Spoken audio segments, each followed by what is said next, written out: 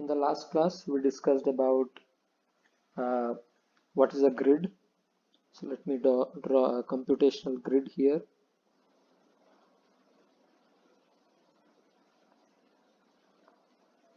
Let's say this is our x-axis and this is y-axis. So for a two-dimensional problem, it can be anything. Let's say there is a fluid flowing inside this two-dimensional domain. We divide this computational domain into several grid points. So this is one grid point, this is another, and so on. So all these intersections of lines, vertical and horizontal lines, are the grid points where the data will be stored. The data can be velocity, pressure. So velocity has components ux, uy, x direction velocity, y direction velocity, pressure. It can be density, viscosity if they are also variables. So like this, we store these variables on these grid points. Okay, and we have seen that we indexed these points using integers. So the first point can be called 1, 1. These are the indices of the first point at one corner. Then the second point in the x direction may be 2, 1, 3, 1, and so on. In y direction, it can be 1, 2, 1, 3, and so on. So this point here at the top right corner, that will be nx, ny. If there are nx number of points in x direction and ny number of points in the y direction. Now it need not be the case that the distance between two grid points is same everywhere. It can change according to the grid density that you need at that particular location. Okay. Now we also discussed how to discretize some terms. We discussed the case of derivative, first derivative. So we called it dou y by dou x, or derivative of y with respect to x, because there we considered only one dimension. So y was the dependent variable and x was the independent variable, which was the space coordinate. But here, because we have taken x and y both has our independent variables, let us take some other variable, say velocity or pressure, anything. Let's take u. Okay, so we talked how to convert this to a formula which takes only the data at these grid points as input. So if let's say we want to write this at some location ij, let me color this with red color.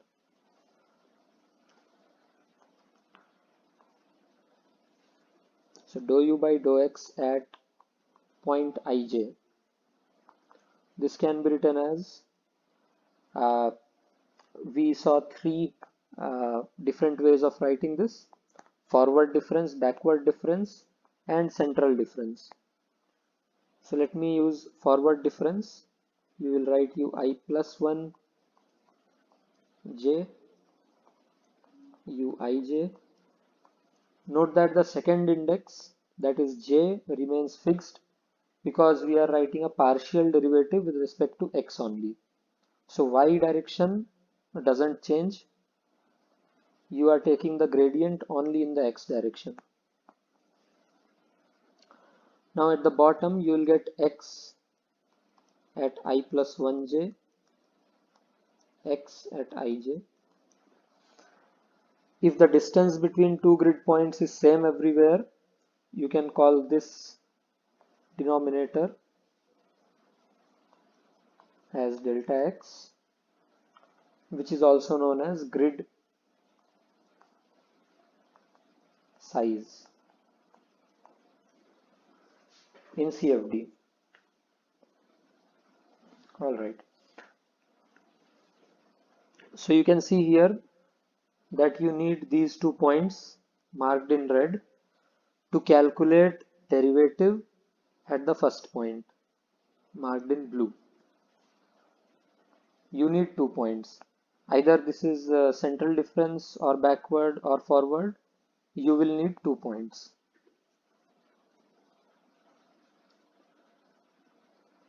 Okay. Now before we go to the full equation, or before we go to other discretizations, let us talk about a pathway to solution. How do we proceed in CFD towards a solution?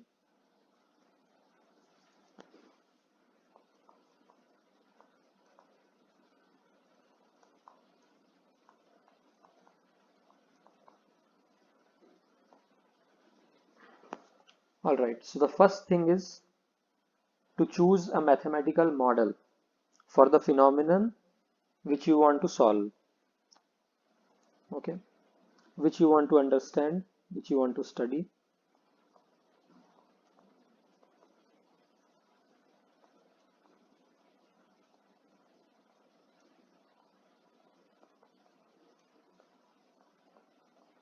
So first you choose a mathematical model. In case of fluids, uh, you derive the Navier-Stokes equations by assuming conservation of mass and momentum. So that is our mathematical model. We have some assumptions. Let's say for air flow over a wing, let's say airplane wing, you may consider that the air is inviscid. There is no viscosity to it, so you can neglect the viscous terms. So that becomes your model. You take some assumptions, you write the mathematical equations using some law. So the law here is conservation of mass and momentum, which is observed to be satisfied in almost all the cases. That's why it is called a law. Okay. So choosing a mathematical model, that is the first step. Then we come to the discretization method. What method are we using? Is it finite difference, finite volume, finite element? So choosing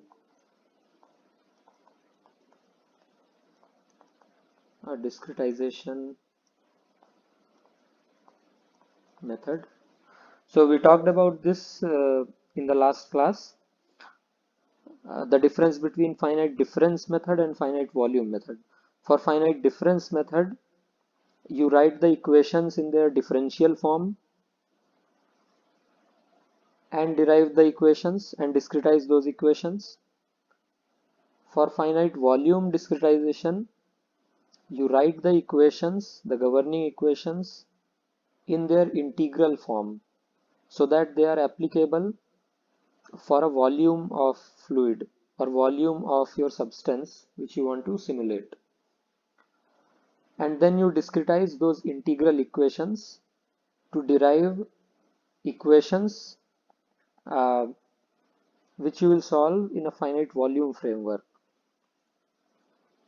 So it can be finite difference, finite volume, and there is one more method, finite element.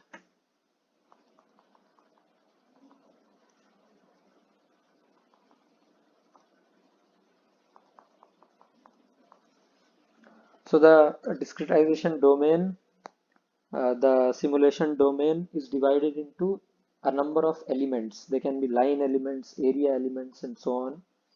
So that is known as finite element method. Okay. So after this is done, now that we have the equations the governing equations either in their differential form or in their integral form, we need to choose a suitable coordinate system or coordinate systems for a particular problem. So coordinate system, or in certain cases the steps 2 and 3 can be merged together.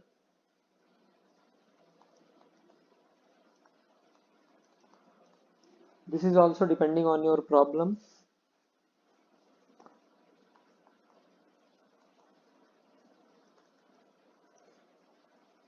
It can be curvilinear, coordinate system can be fixed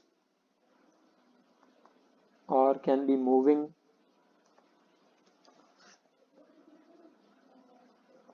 Okay.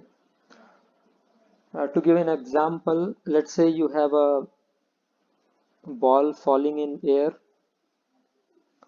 In this case, your coordinate system can be moving with the ball or it can be fixed in the lab frame somewhere so that the ball appears to be falling. If you want to track the ball for a very long time, then you have to choose a very long domain like this.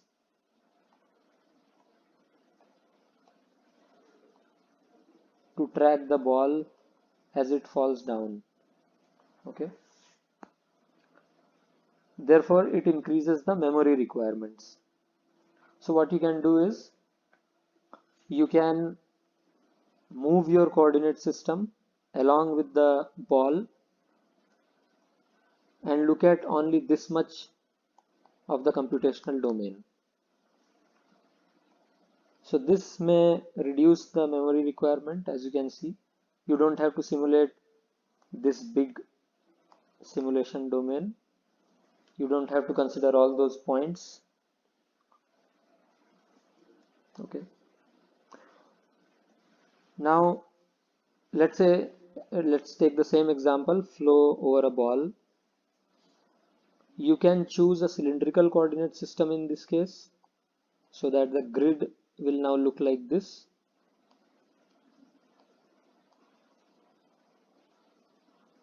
So outside the ball, if you see, this is the ball, so shaded, and these are your grid points.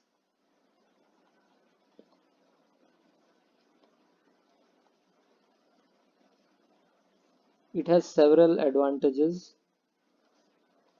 One of the advantage is that it is easier to apply boundary condition in this case, as we will discuss later on, and as we have already discussed in the last course of fluid mechanics.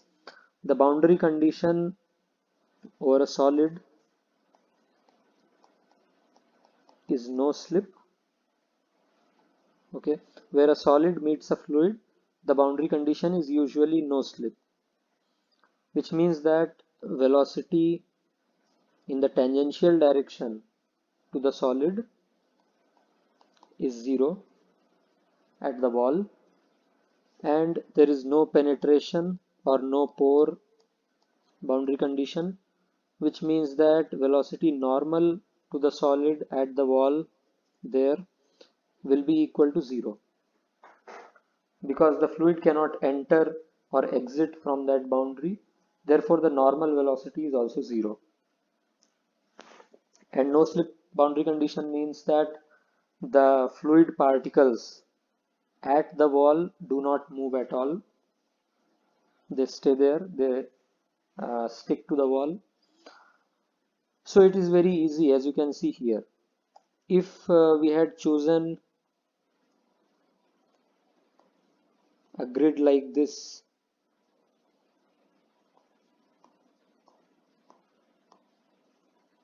okay, a Cartesian grid,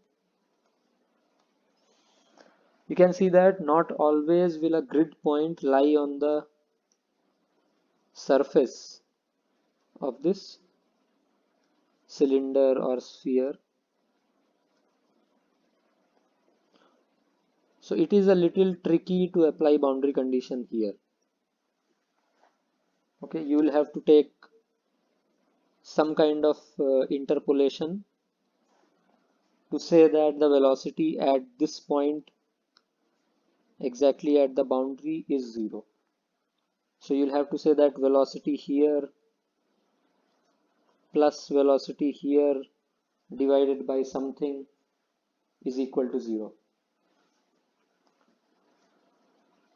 So it becomes very accurate in case of a cylindrical coordinate system for this case. Alright, this is one of the advantages. So you get an idea. Now coming to the fourth point, choice of a numerical grid.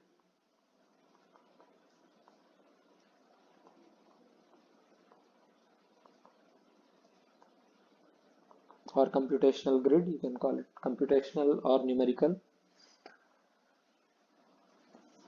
It can be structured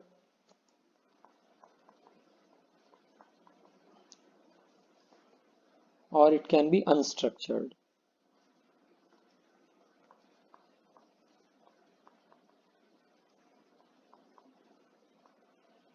And in between there is something called block structured. So it relates to the structure of the grid. What that means is the following. If you take this kind of grid here or this kind of grid here, cylindrical coordinates or Cartesian coordinate, both of these are structured grids. What this means is that you can identify any point, any grid point in the domain by its indices. So all we have seen till now are structured grids. But what is a kind of grid that you cannot, where you cannot identify any point by its indices, where you cannot provide indices? So let us see a grid where you cannot do that. We have already seen such a grid. I showed you an adaptive grid where you have coarser grid in some region of the domain, and then you have finer grid in some other region.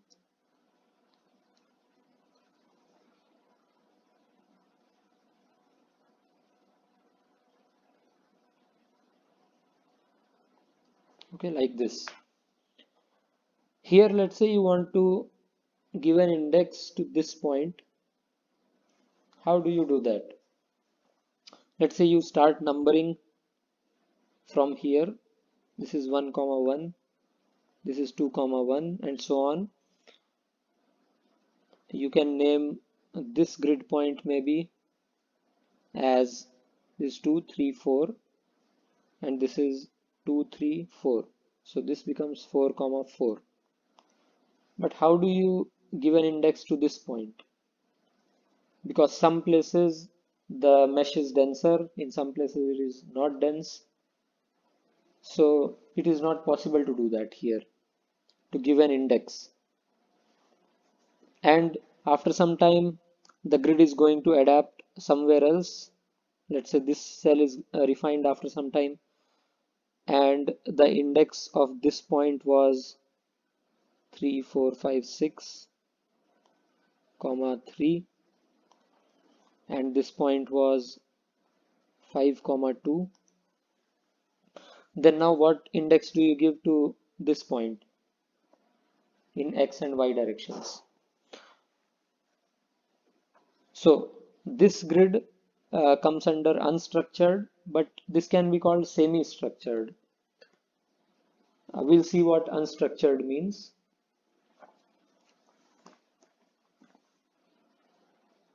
Let's say you have an airplane wing. This is an airfoil shape. This is the cross section of an airplane wing. You want to simulate this. This is a very weird shape. Maybe you can have some coordinate system, some curvilinear coordinate system which will fit the body exactly. But you cannot make a general purpose code with something like that, because every time you have to change your coordinate system. So what people do is they fit the grid on the body of the shape.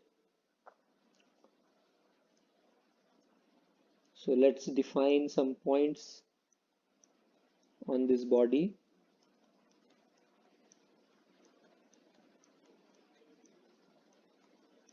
and choose a method to generate grid here. You can generate triangular grids or tetrahedral grids. Let me give an example of triangular grids.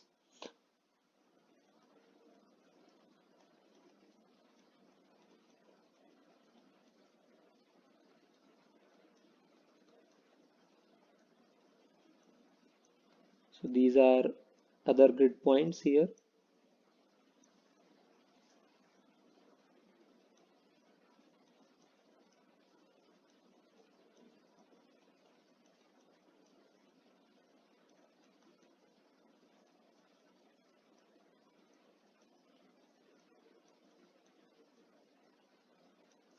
And so on. So you can imagine,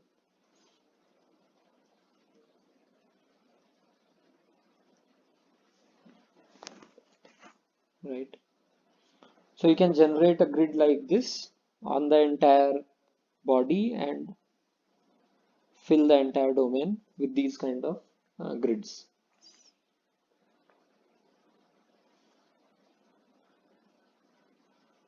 Okay, so you can imagine how we can fill this entirely. This is known as unstructured grid.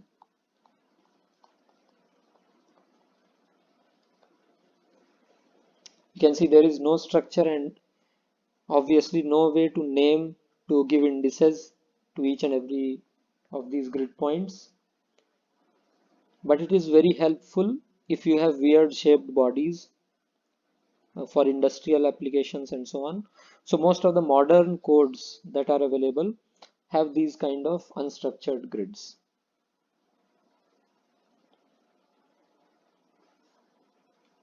All right. So after you choose a numerical grid, and there is something called block structured that we can talk about here in brief.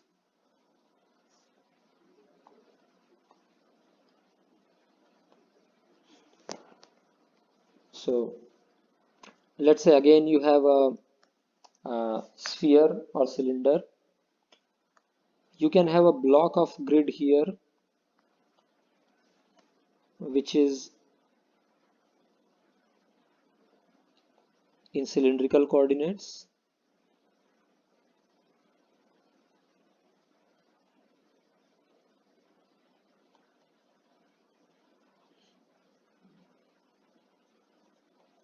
Like this. And then you can have a grid in the background which is in Cartesian coordinates. Okay, let's say you have an inlet here. This is a tube or this is a square pipe, and inside that there is a spherical or cylindrical object. Then you can have a cylindrical grid.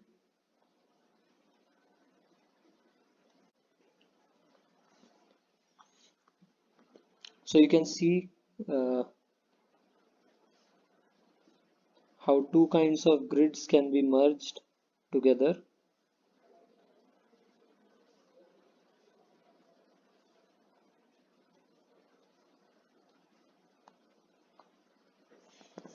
Okay, so you can call this as your first block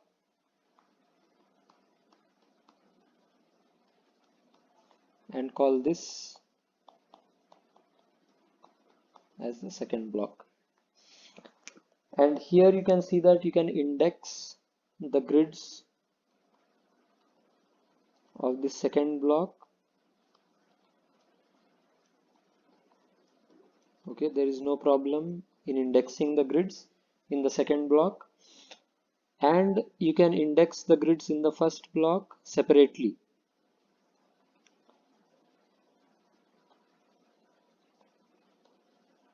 In the angular, that is azimuthal, and the radial directions. So in both the blocks, the indices will be separate for that block. Uh, there is no common index for both the blocks. That's why it is known as block structured. So the grids are structured, but within those blocks. All right. So after you have a choice of numerical grid, whether it is structured, unstructured, block structured, semi-structured, then we come to finite approximations.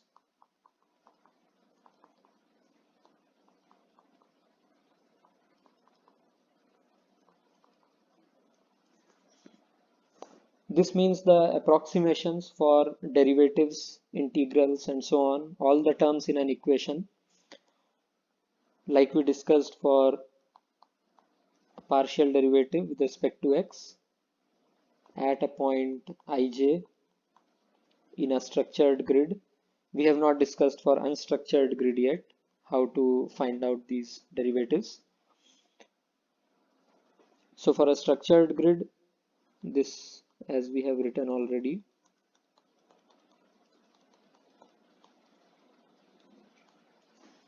if the distance between 2 points is delta x, if that is fixed, then this becomes our formula. This is an approximation, of course, so we cannot write this equal to sign in between. This is an approximation. Why is it called finite approximation, finite volume, finite difference? Because we have seen that for this to be exact, there has to be a limit here as I approaches I plus 1, or you can say as delta x goes to 0. That is, this is infinitesimal.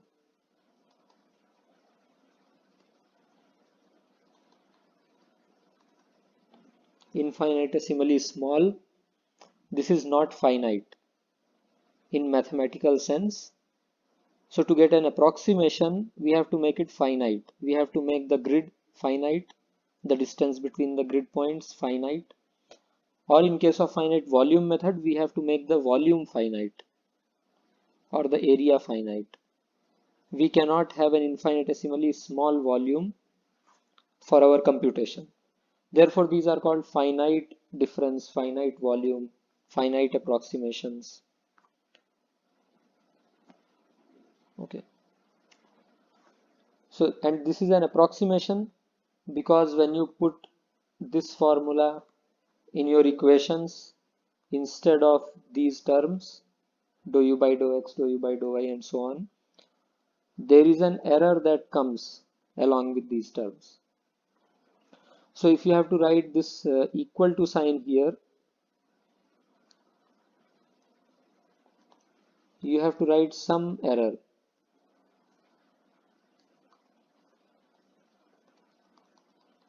Which we called truncation error. And the order of this truncation error we will see later on. We have seen for forward difference. We have derived it for forward difference. We will derive it for backward difference as well as central difference. For this term, dou u by dou x. For other terms, let's say dou 2u by dou x square, that is the second derivative, or dou 2u by dou x dou y, okay, a mixed derivative. What will be the truncation error? That also we'll see. Now, after we choose a finite approximation for each and every term in the equations, in the governing equations, then we go to the solution method.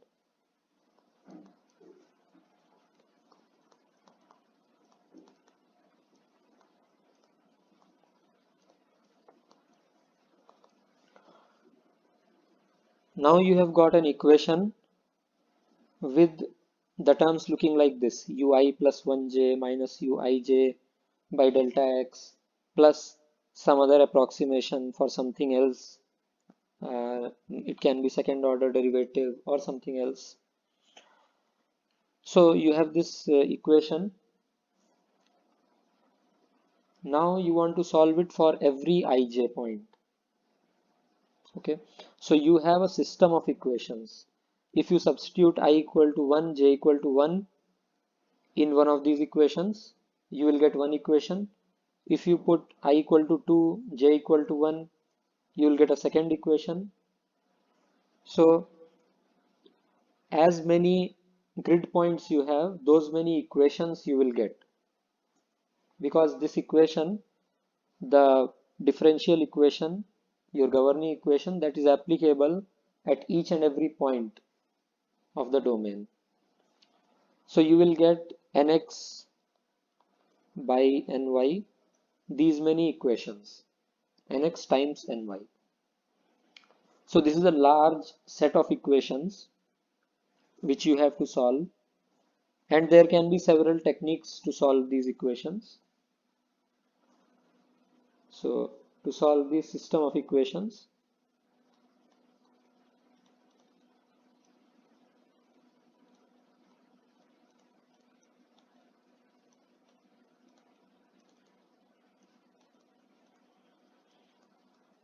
for solving this system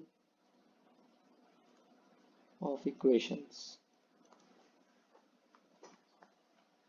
okay. And then finally, after you have the data, you can output the data in some data files as you like. So at each and every grid point, you can write the data, and then you can visualize that data. So that step is known as post processing. You have already processed the data in this solution method. So solution method can be described uh, mathematically, but then you have to convert that into a code in a programming language of your choice.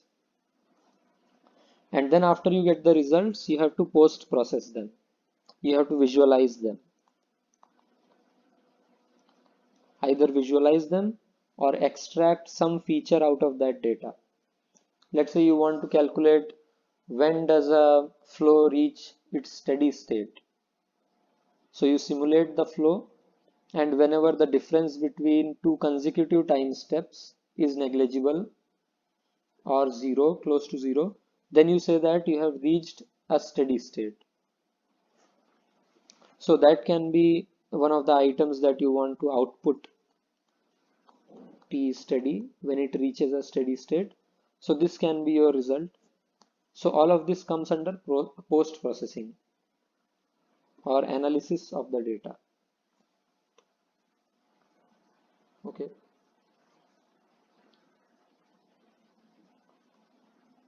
So we'll stop here, and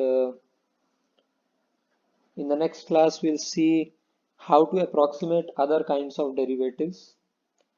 Uh, for example, second order derivative or mixed derivatives. And we'll derive the truncation error and the order of error for those. Thank you.